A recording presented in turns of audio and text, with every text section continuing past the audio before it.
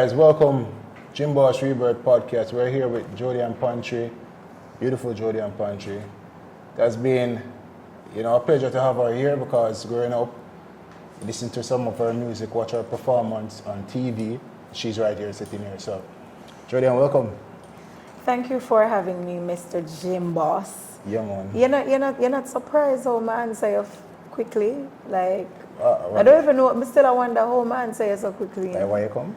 No, like reply so swiftly to your message when it came in, to the invite. That sound intriguing. Gymboss, right? Yeah, but why? Well, at the end of the day, I need a divine intervention. So. Yeah, divine intervention. Yeah. Things I will look up, man. All right, so, Jodiann, how is it? You're coming from Clarendon. How was the journey? Clarendon is a nice place, It's not as how people put it. Everywhere right now have its issues where crime and badness is concerned, but the pristine journey from Clarendon into Kingston, very soothing, very relaxing. Yeah? It was a good drive over. Right, so you see yourself more of like a country girl or? I am a country girl. Yeah. Listen, I am a country girl. Born and raised in Chapelton, Clarendon. Grew up in the hills also where my grandmother Pauline is from. Big her up? Big up Auntie Pauline, yeah. Reckford. I don't know if you ever go to them red dirt place there. Aside from Mandeville and Spalding, we have the red dirt and St. Elizabeth. Reckford is a different type of red dirt. Yes, I grew up in them places there. Did the river thing, jumping off a rock stone, that thing. Rub clothes past stone type of thing. Make the clothes wash and dry at the riverside. I've been there, done that. So you sound like a proper. I'm a proper country girl. Proper country girl. Yes. Proper I future still wife. like my cold stove for roast breadfruit. Yeah? All them things? Yeah, all of them things there. All right. Right. Good. All right, so Jodiann, all of that sounds fantastic. But most persons would know you from, the childhood song that you sing. Right. What can I give to you? What was the title, right? That was 2001. 2001. All of 2001. What age were you? I was 11. I turned 12 in the competition, but when I entered, I was 11. Yeah, far. So how was that for you being so young to the exposure of music, the spotlight? I enjoyed it. When you're a child and you get a lot of excitement, nothing else in the world matter. My life was so full of excitement during that phase of my life that I didn't even want to go to school anymore. For real? And they're like, no. You're going to school. Later on, you'll do this, on an international level. But it was exciting. It was fun. I remember every single details about JCDC time. Everything that I did, everywhere that I go, I can list them for you.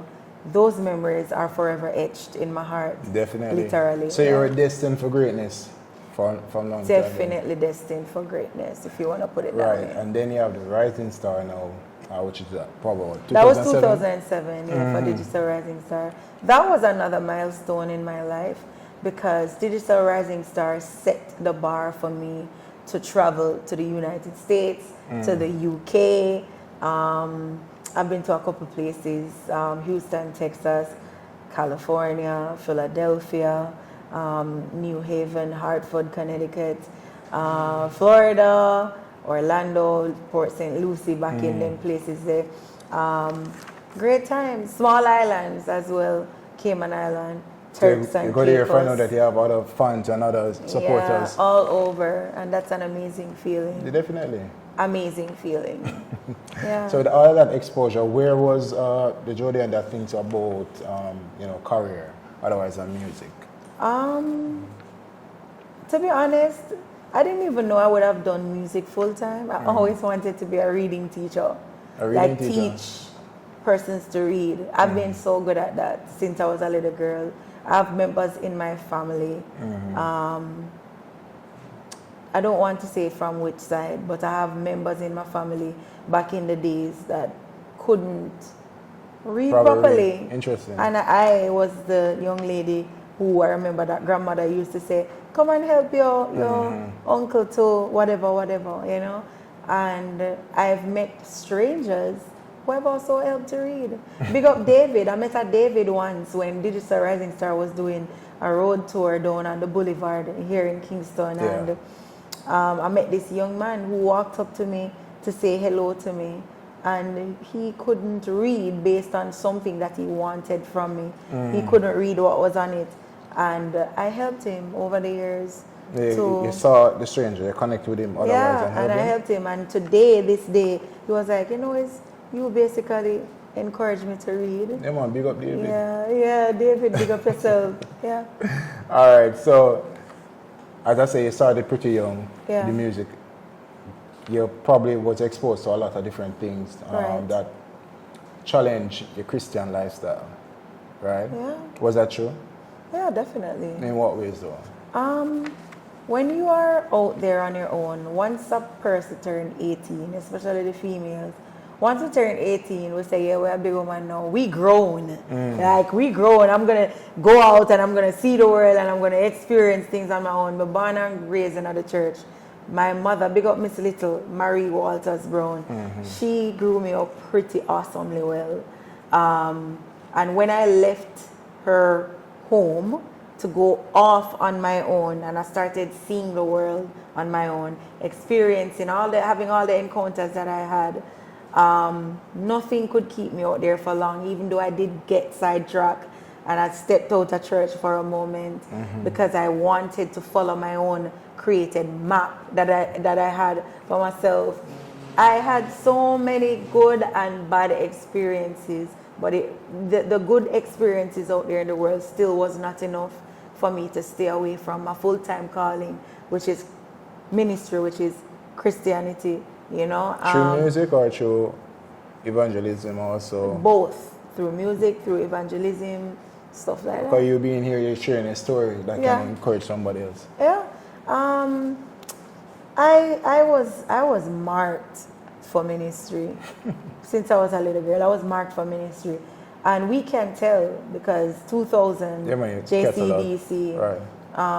I'll give my heart. What can I give to you? I'll give my heart, right? I can't sing this morning. My voice is kind of tired.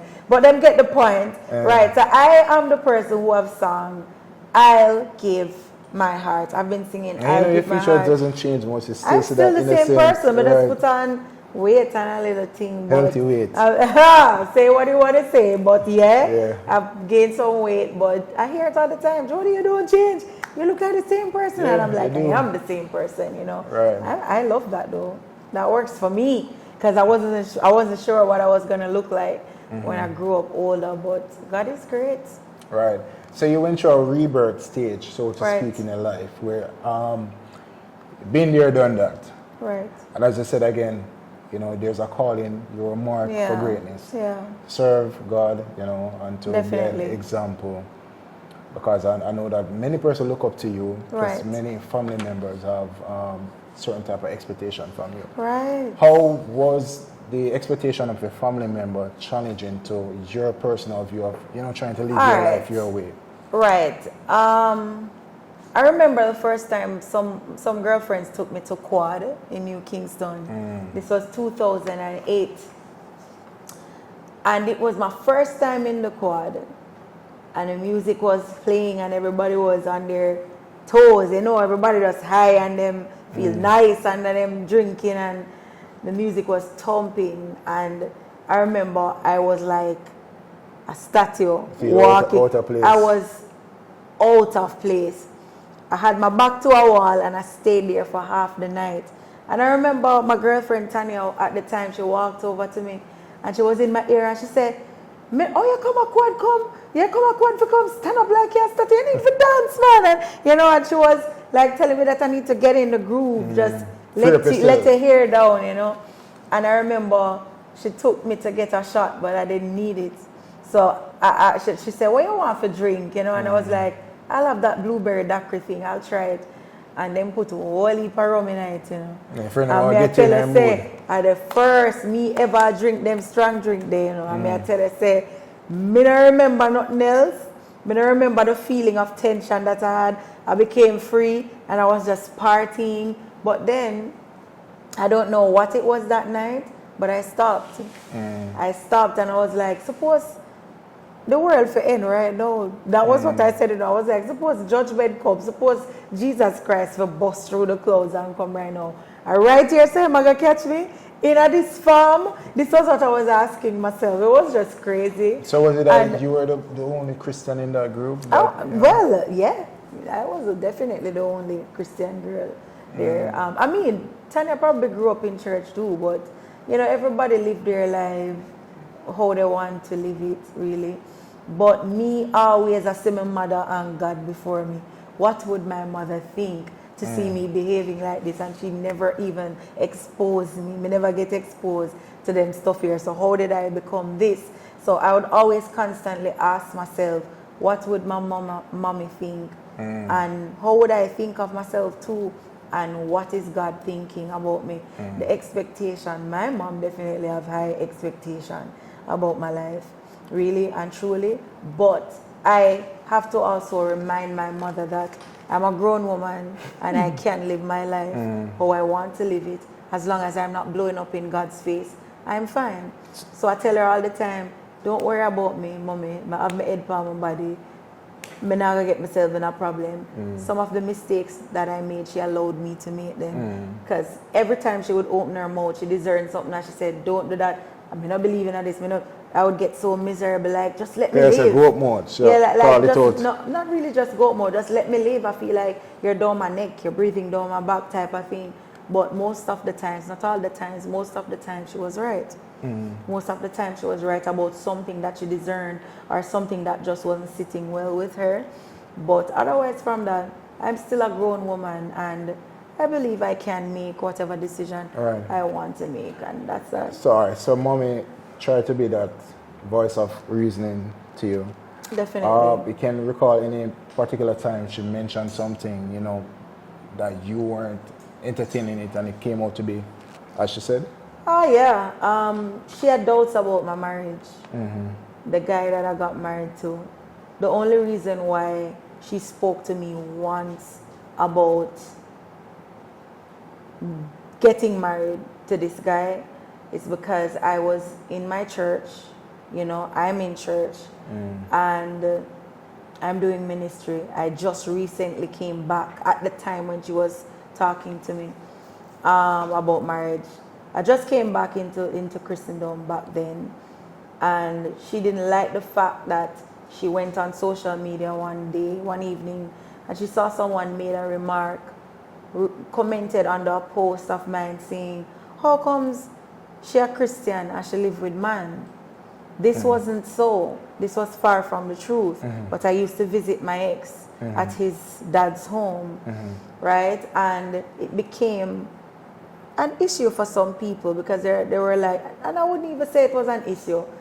It really was nobody's business, but we know how Jamaicans and mankind can be on a whole. Yeah. We tend to take up people's issues or people's life on ourselves. So in other words, we'll heap of fast people, they in Jamaica, right? Then can't mind their own business for not even a couple seconds. So of course, some people would have been seeing me turning up at my ex's place, and somebody made a very bad comment. My mom saw it. She got worried. She never liked the feeling that she had in her stomach about it. She hated that people was talking or directing about negative things about me. So she called out the evening and she said, when was the last time you visited a fan page? And I was like, Mommy, I haven't been on my fan page all day. In fact, I'm heading in from Kingston now to go get my ex from work. And she was like, well, you need to go look on it, you know, miss, because me no, and listen, and she was, anytime my mother started, you know, so she worried. So, you know, she was like, Miss, I don't like this, you know, you need to fix it, you know, because so and so and so and so. So I remember I checked out the comment, and it was somebody making the remark about I'm a Christian and I'm living with man and stuff like that. And Mom was like, Miss, if you love this man and this man love you and you decide say the two of you need each other, go ahead and get married to this man and you need for tie the knot or something. That conversation about marriage was entertained by you first to the gentleman, or no? I wanted to follow me now. So Mommy brought that up to me about the comment on Facebook. She said if we both love each other, go ahead and get married to him, because you're in church and you can't, they out The there, so optics. I have boyfriends. Yeah. And when you're on date, when you're on court, whatever, when you need to figure it out. It bothered me too at the time. I was in the middle of planning the Gospel Tenacity event that was founded by my ex at the time. So I remember I called him and I said to him, you know a person named so and so and so. I don't remember the guy name, but I called the guy name to him and I said, you know this gentleman? And him say, yeah man, I know about him, or the artist, the manager or something like that. And I was like, oh, so you know the person? And him say, yes. So him say, he was like, what's up? And I said to him, well, mommy called me and she don't feel good, she livid about the fact that somebody would make such a remark about me being a Christian and I live with you, and I sleep with you, stuff like that. And him said, no pay the boy they no mind, man. The boy they just vexed because him didn't want him artist to come on the show the previous year before, and I didn't allow the artist to come. So it's actually somebody that knows you. So it's somebody that knew my comment. ex. So then really make the comment with hopes that they could hurt me. Tarnish. But it's because of him.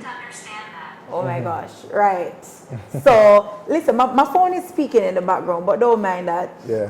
Right, but and this is why I don't trust technology, right? Don't worry about You see how that. far The with it? podcast is free. I know, no, but I'm just saying this is why I don't trust technology. We're talking and my phone is like, I don't understand that, but we're not talking Better to you pick on up your phone. voice, yeah. Right, but anyways, right.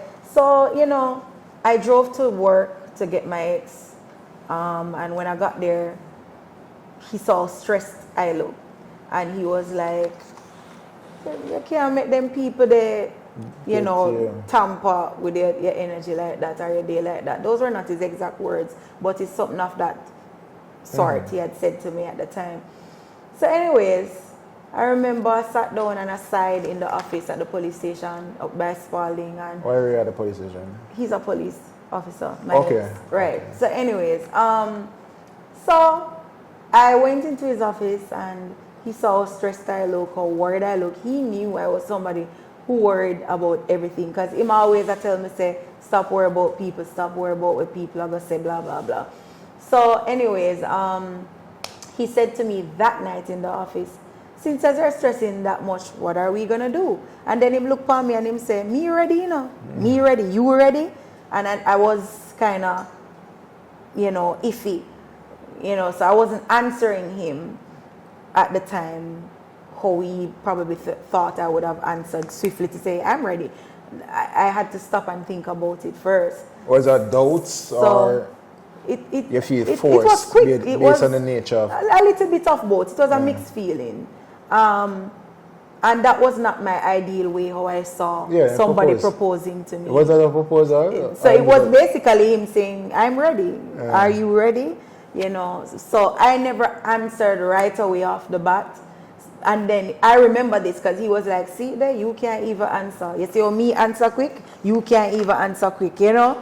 But it was really me thinking about everything. It was really, my pause at the moment was me saying, no, I need more time, at least some more time to get to know you. But it was as if he was saying, me already know you, you already know me. You come at my place, whatever, you meet my family type of thing. I'm ready, are you ready? Eventually I was like, okay. And before you know, that same night, we were looking for a pastor so that we could get married the next day. Unofficial? No, I would call it like, not the traditional type of wedding. Not the traditional type of wedding, but just get married. Yeah, just get married. It wasn't registrar general or whatever. It was just to get married the next day. So he was trying to get to a pastor who he knew. That sounds like a love bomb. And he was asking me, you know, to call whoever I knew. So after a couple attempts, I called someone, a female pastor, and I told her, and that was that. Interesting. And we got married probably like, I'm horrible with days and remembering days, but it was just a couple days. It never happened the next day, but it was probably like 2 or 3 days later, maybe 4 days later. Because I remember when I was coming from the event with my ex, that Jamaica National Bank had a customer appreciation day, and I performed downtown on Duke Street. That same night, evening, when I left that event, I went straight to Maypen to get married, private wedding. I was calling my mother and I said, Mommy, She was there? This might sound weird to you, but I'm getting married this evening. And my mother was like, what you say? Mama, sit down up. What you say a while ago? I said, Mommy, I'm going to get married. So I need you to put on the dress that I bought, blah, blah, blah. And, you know, whatever it was. No, that wasn't Mom. I told Mommy I was getting married from earlier in the day.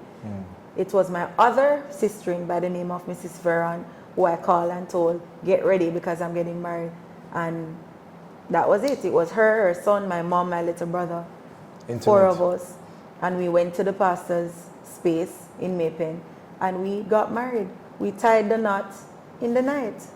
I don't remember the exact time, but it was late. It was probably like 9 in the night or after 8:30 in the night. What was going through your head? Did you feel, you know, like this was... It felt weird, but I was like, it's happening. I was like, you know, I really do like him, or I really do love him, so I'll just go ahead with it. All right, but how looking back now, how you saw the text, the comments impact you know, tying the knots with your ex, all of that? Because it started from there. Image, how you view yourself, how you think people view you. Was that like a self-conscious thing, like you really try to live up to a standard? Yeah, it really was. I'm that person who is going to live my life for people back in the days. And when I eventually woke up one day and I realized that I got myself into a mess of a situation, I was like, God, 2 things.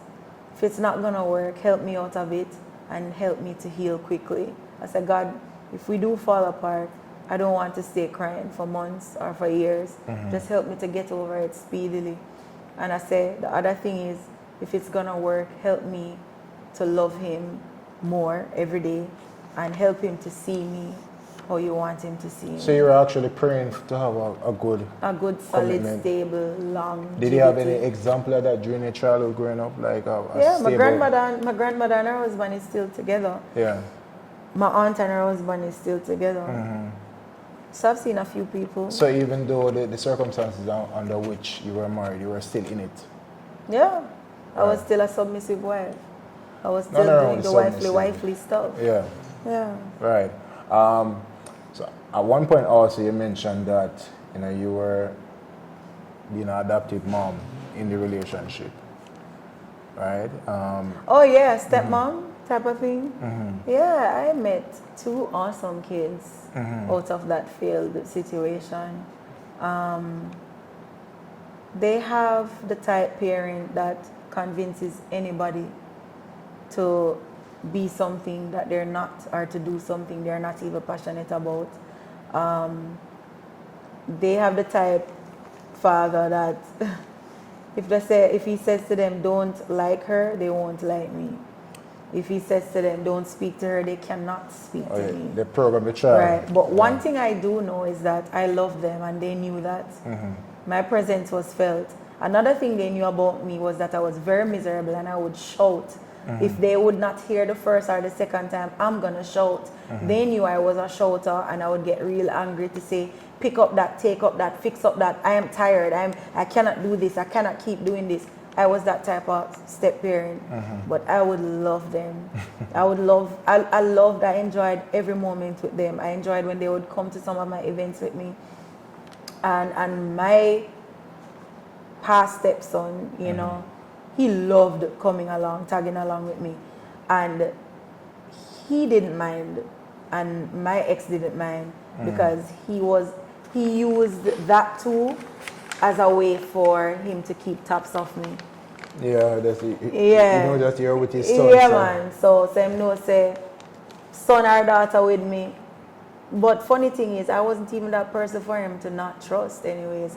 But you see people who don't trust themselves and people who constantly are deceivers, they are not going to trust you. They're going to feel say you are just like them. They're projecting what they're doing. So if he's a cheater, he's going to think I'm a cheater.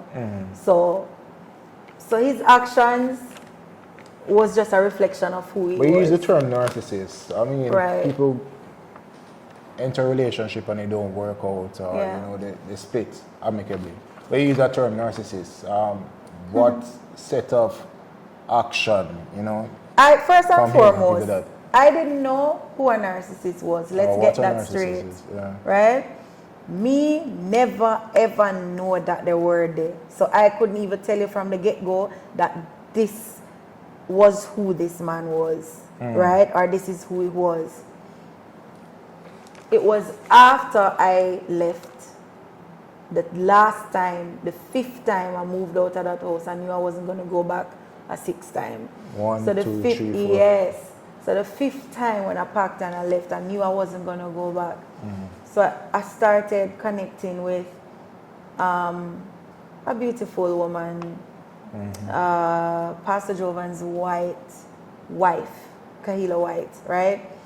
And she was really the person who told me to read up on narcissist, Based on how you describe him. narcissistic, narcissism, based on the things that I would share with her. And I dug deep into studying narcissism, narcissist, who is a narcissist. And that was when we read through everything who narcissist was, With the tea. I put my hand on my head. So I said, oh my God. So this is what I was undergoing. This is what I was going through, and I didn't even know. Even gaslighting. Whoa. So you're gonna feel relief because there's something to explain what you're going through. Right, and I thought I was Crazy. really 100% the issue. This man would say, you are the problem, you are the problem, you are the problem, fix you, fix you, fix you, fix you, fix you. And he would never fix himself. Yeah. And I'm like, so yeah, tell me if you fix me if you fix me, she if you fix she, him if you fix him. What about you? And I should have known, if I knew what narcissistic or narcissism was, from the get-go, I would have run. I wouldn't have tied the knot. And this person portrayed narcissism from the get-go, because when this person told me why his previous relationships didn't work, he never one time spoke about him being a problem. It was all the women being a problem, except for one of the baby mamas, who he said he was the person who blundered and impregnated another woman, right? But he would speak negatively about one of the baby mamas, and he would speak negatively about an ex who he was with before me, right? He spoke about the actions of this woman, but he never spoke about what led her to pulling a knife or being violent in front of his kids. So I remember once asking him, what did you do? The only thing he said was, I am not perfect. You're not perfect, okay, fine. But in my mind, I was like, you're speaking out every single thing that these persons did, but you're not saying what led you to whatever. So everybody was an issue. And then, wow, look at me today. I'm now an issue too. So life is just what it is. So you said the signs were there, but you missed the red flags were very much there. What was your spiritual connection during the marriage? This person knows the Bible more than I do, right? This man talk about the Bible every single second of the day whenever he's having a conversation with me or he's having a family meeting with the entire family. There's never a family conversation without him making some relation to the Bible. Me, I'm more Christian than this man, and I don't know the Bible like how this man know the Bible. And he would use the gaslighting thing too with scriptures. He would talk about it is better to live up on a rooftop than live with contentious woman. Yeah, right? Which would be you. Which would be me when I wasn't even a troublemaker in this relationship. I am waiting for that day to hear this man speak about 10 things that I did that drove him to acting out on me. Does it still trouble you though? Like all of that? Does it leave you feeling used to different I know what from you're how gonna you come say. into the relationship? I know what you're gonna say. I was losing my identity in that marriage because things that I used to love, I couldn't do them anymore because he had an issue with it. All right, perfect example. One day out the blue, I woke up with scars on my nose and some spots across my face, my forehead. I couldn't tell what it was, so I visited a dermatologist who gave me something. And no matter what she gave me, my situation started getting worse. So I started saying to myself, Jodi, you know, so what is going on the external is because it's internal, right? So he started saying to me, you need to change your diet and stuff like that. Nothing is wrong with changing a diet, and that's good advice, right? But we ate from the same pot. I was cooking your meals. I'm eating what you're eating. I'm still gaining weight, or I still have the health issues. One day I realized my ankles would get big. I'm not pregnant. My ankles would just swell up. And I would say to him, babes, my uncle this, my uncle that. And it's like he never could make me feel comfortable to say, oh no, you know, like, oh no, let me see your leg, let me see what's going on So with you weren't safe He wouldn't coming with your problem to him? He would say stuff like, that's because you not eat what you have to eat. And I would say to him, we're eating the same things. So, like you have always explain yeah, yourself, we're eating the same defend thing. yourself. And he would say stuff like, all you need to do is exercise, drop the weight, ice your foot, and lift up your leg, just raise your leg high. And I would do everything that he would tell me to do, but I would still wake up and have the same issues because I was constantly working on the floor, constantly around the house. This man was so fussy that even when the house was already clean, I would clean it again. And even when he gets home, he didn't think it was clean enough. You know, he would still say things like, boy, Jodi, are clean, and me come in and my allergies still a work up, it's still a act up. And then he would start just moving everything, put them outside or put them on the top veranda we had on the balcony. And he would start doing some little things on his own to say I wasn't cleaning the house properly. So one day I decided to say, all right, I'm going to go up in the ceiling then, because the ceiling had a problem. And I would get raw bleach and I would spray it on the mold, because clearly the wall, the moisture in the wall was that was affecting his allergy. But I felt like it was my fault. You know, one day I bleached the whole place until man then bust up with bleach. And it still was nothing. It wasn't anything that I was doing for this man. It wasn't enough. You know, so I am happy that I have gone through that, and I have now come to know the type people that are out there who can cause cancer in our life. Yeah, that's what I say, because we don't want to give him too much power for things in the future, which is quite opposite. What I believe narcissist tendency does to the victim or the survivor is it make them be aware of their personality type. Like, you're an empath, you're loving, caring, right? You must be aware of how to use your power wisely. And to be aware of the other personality type that are out there that is ready to use and abuse other person. Right? But what you learn from all of that though? What have I learned? Yeah, from the marriage, moving forward. I've learned to never go before myself. I've learned to go before God and never go before myself. A lot of us tend to move before ourselves, before consulting with God, before even fasting about it. Fasting is important when you're going to take a big step in your life. You can't just work with just the feelings because you feel lonely, or you feel like you need a man, a companion, or you feel like you want to not be unstable. It's not about those things. God can fix all of these things for you. But who is he going to put you together with? That's important too.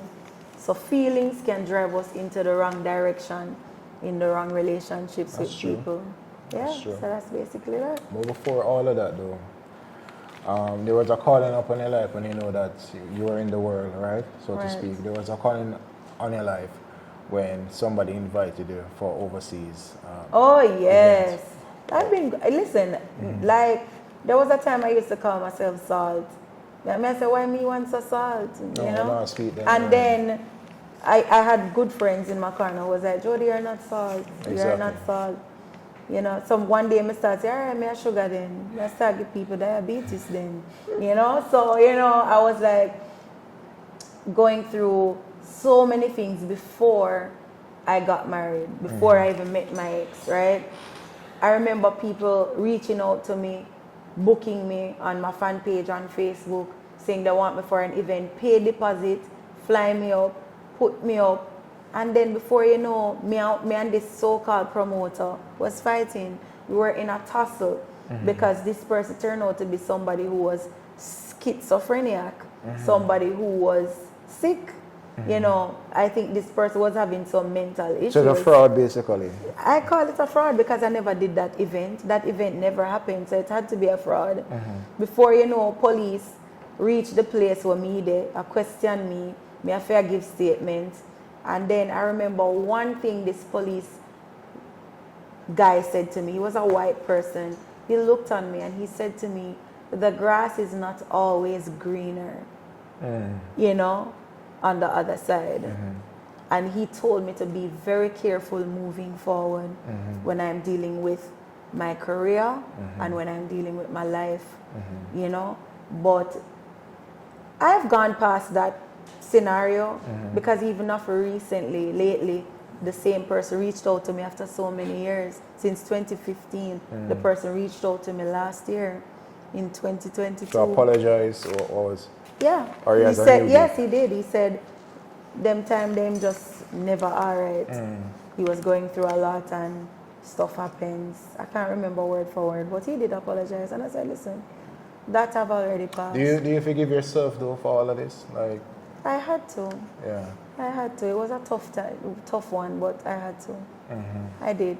All right. And in terms of music though, how has music been your escape for all of this? Music is therapy. Music is healing. It's just like you have people with cancer in the hospital right now. Them know them are go dead and they listen to their favorite music.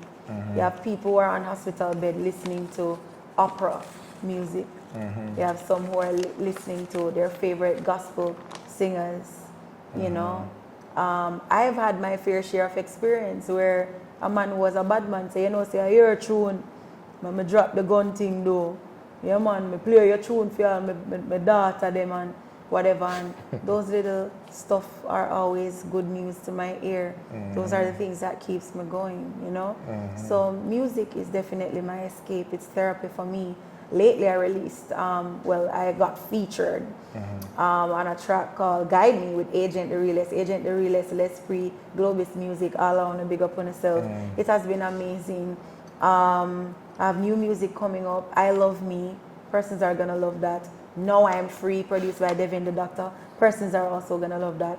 I Love Me is produced by Globus Music. It's going to be super, super amazing. Definitely. I have great things in the pipeline coming up, and hopefully... Do you feel like you're on the next chapter? Like, oh, definitely. I'm already on my next chapter. Yeah. Definitely. And tomorrow I'll be on another page. So every day is another day for me to write. So you're looking at, in the future, you want to be a mom? Yeah, well, in the future I'm looking forward to having that family. That stable, happy, healthy family. There is going to be fights. Let's not go to fairy tales now. There cannot be relationships without misunderstanding. But people will have to know. We're adults, and adults have to know that disagreements will come and you'll have to find a way to deal with it and know that not because we're disagreeing means that I'm getting to hate you. Life is not like that. Somebody who gets up and hate you never loved you from before. I agree. Right. All right. So how do you, it's a real question though. Do you feel pressure looking back, being in the spotlight so early? I just say you have to be very... No pressure. I started at the right time when I was supposed to get started. I'm a real trooper now. I'm more militant now. And it has to be because of everything, every bounce, every hard knock that has happened to me. So no regrets. It didn't break you, that billion? Absolutely no regrets. Me ball for a couple of days, a couple of weeks, a couple of months, but I'm still here and I'm still going. The song that you sing, When I'm Back on My Feet Again, what inspired that rendition? Well, it was Paul Patmore.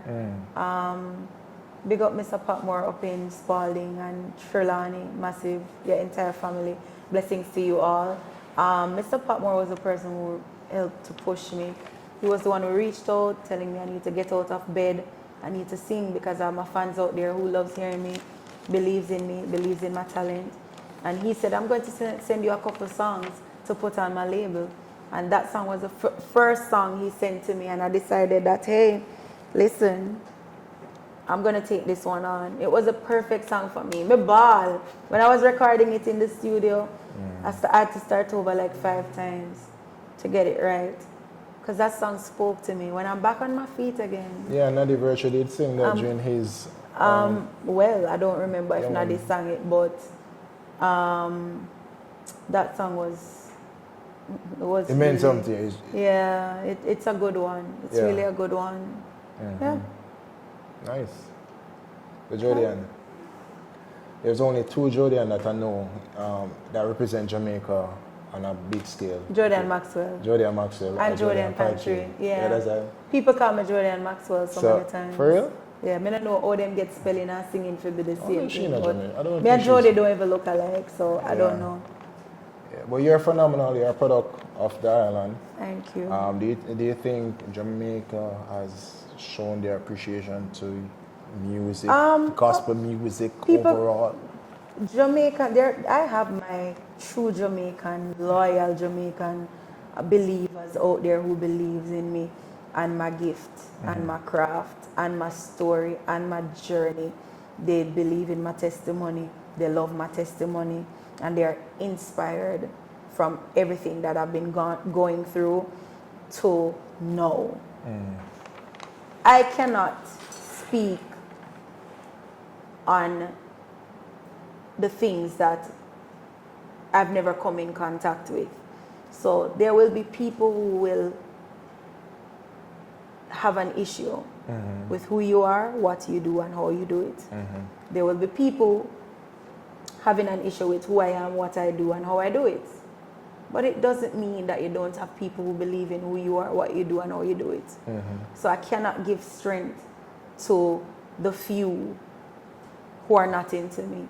But I will continue to acknowledge those who are definitely giving me the support, standing in full solidarity to me, and my career, and my music, and my talent.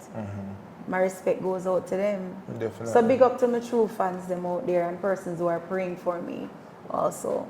Prayer is important, right? Prayer is super important. Good. Yeah. So looking back now, you're probably about what? In terms of how you want to be in life, music-wise, health-wise, and spiritually. Where's the balance? If you should scale well, listen, I do long minutes on stage when I'm performing. And I know when I am not healthy physically, I start running out of breath or I start getting super tired just after singing 3 songs. That's bad. My breathing. That wasn't the case before, right? That wasn't the case before because I was even lighter in body mass and stuff like that. So I know everything in life is a balance. There needs to be a balance. If I'm just going, performing, doing everything, my philanthropist work with my charity foundation and balancing my travel agency work and plus music and all of that, and I'm not eating right and I'm not exercising, I'm gonna crumble. I'm sitting here and I know what my body is telling me, right? So we have to listen to our bodies as well to know what's going on with it, because we have seen news where people just drop down, them go work and then dead, and it's a dopey truck a come for them. That's other issue, right? Yeah. So we have to be careful. Our health is wealth. We can need something and we not take care of the other aspect that we need to help us get there. Our body is the vehicle, so we have to take care of it as well. Definitely. Yeah. So I have to strike a balance. So what does rebirth mean to you? The podcast is called Gymboss Rebirth. Right. What does it mean? Rebirth is definitely shedding the old and stepping into your new. You're not going to go back and put on the old or the dirty or the tattered garment. You're going to clothe yourself in newness, in pureness, and you're going to step out into your purpose, step out into your calling, and you're going to push and push. Some of us are even pregnant. We still haven't given birth yet. So some of us are still pregnant with the promises of God, our purposes. We just need to push to give birth to everything that God has placed within us. And that's exactly what I've been doing. I probably have triplets. I've already pushed and I've delivered. I've already delivered in some aspects and areas. And I'm still pushing because I need the triplets to come out, you know. So a lot of us are filled with fire, passion, purity, purpose. We're gifted, we're blessed, we're anointed, we're appointed, we're ordained, we were chosen, and we have to walk into our calling. That's what I'm doing now. You guys should too. Yeah. Yeah. It's well said. Yeah. Well said.